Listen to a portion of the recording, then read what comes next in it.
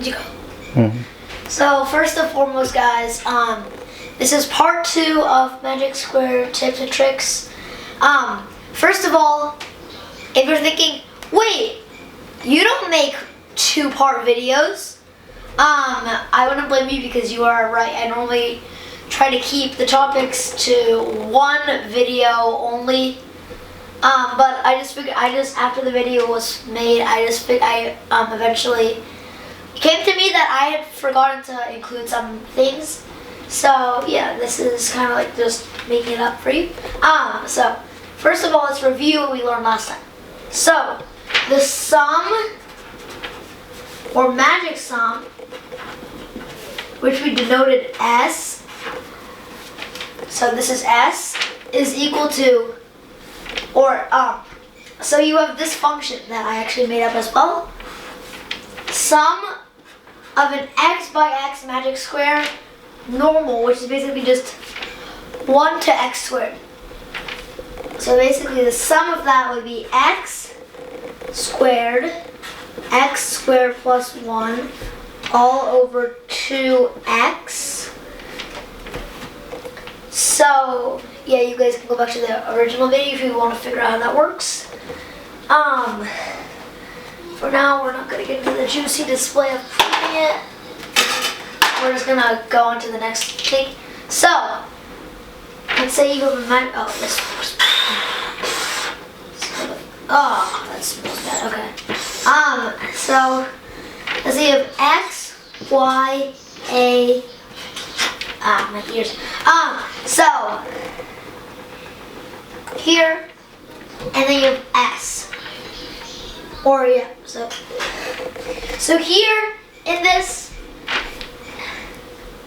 x plus b is equal to y plus a. If we can figure out why that is, it's because the s, it's kind of like what we talked about in the last video about comparing two things. So you have x plus s plus b is equal to y plus s plus a. When you cancel out the s on both sides, you get x plus b is equal to y plus a. This is pretty self-explanatory. I don't think you need any introductions to this. Also, I came to me and I had forgotten to prove the slingshot thing. This really sucks. Okay. So you have, okay, let's use this again. Y, S, X. So then here, this should be equal to, so then x plus, this I'm going to call this A and B, and then A1 and then B1.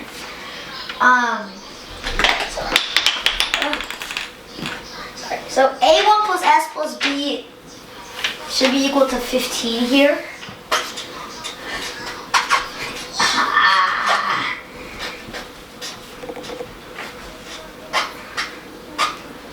Sorry about the sounds, it's really annoying too.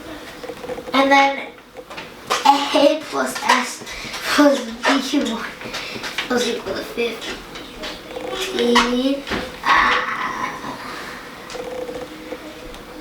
So also that means this plus this plus this plus this equal to this plus this. So A plus B1 is equal to A1 plus B. So then here, yeah, I just can't stand this. I can't stand this anymore. So then that means here you have A1 plus B is equal to A plus B1. Or is equal to 15, so here might actually help. Or actually I'm just gonna put it, wait, no, that's C. Okay, no bad. Sorry, about this. So that means that if A plus B is equal to 2x, it means you have 15 minus A1 plus 15 minus B1 is equal to x plus x. So that means, 2x. I'm gonna erase this for it because So that means you have 30 minus A1 minus B1 is equal to 2x. 30 minus, that's A1 minus B1.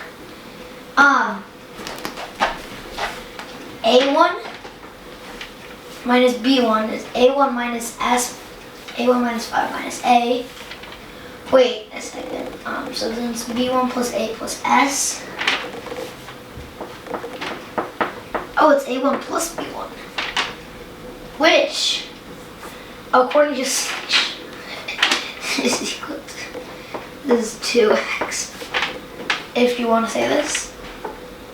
Which then, A1 plus B1. Wait, so minus A1 plus B1. Now we go back to these original ones. So now we have this minus A1, which is 15, minus B,